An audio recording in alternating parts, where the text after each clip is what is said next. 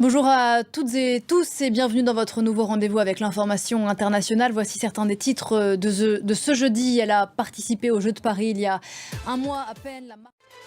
Et quelques mots d'abord de cette bien triste nouvelle. Il y a un mois à peine, elle courait le marathon des Jeux de Paris.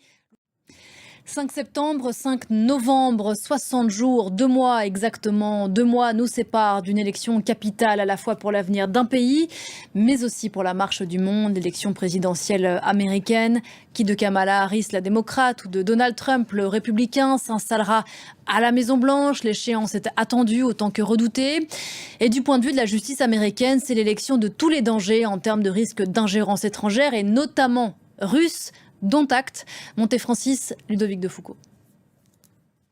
Des accusations d'ingérence rejetées par Moscou. Moscou, d'où viennent ce matin ces propos pour le moins étonnants. 2 mois nous séparent de l'élection américaine. 2 mois nous séparent aussi des élections législatives anticipées en France. C'était au début du mois de juillet.